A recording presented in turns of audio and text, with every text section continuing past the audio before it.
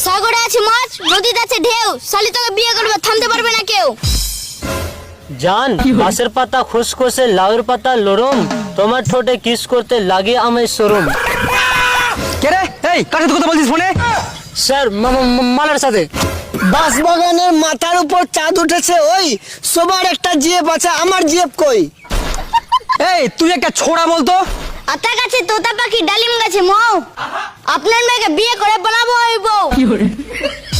হাত পা ভেঙে দিব, আসিস কি করে বিয়ে করবি?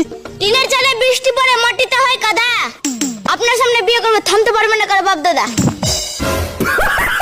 এই সকালের পড়াগুলো বলতো।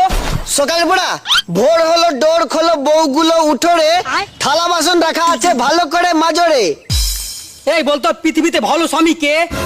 ভালো স্বামী যে বউয়ের কাজকর্মের কষ্ট দেখে আরেকটা বউ ঘরে আনে, সে হলো আসল স্বামী। এই চুপ। এই তুই বলতো 5 থেকে 2 বাদ দিলে কত হয়? জানি না স্যার। তুই এইটুকু জানিস না? তুই একটা আস্ত বড় গরু।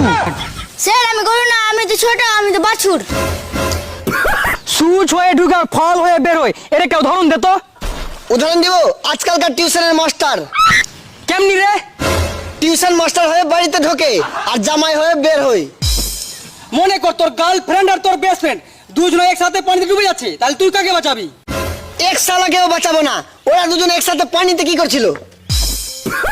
এই তুই নারীকে নিয়ে একটা কবিতা বলতো।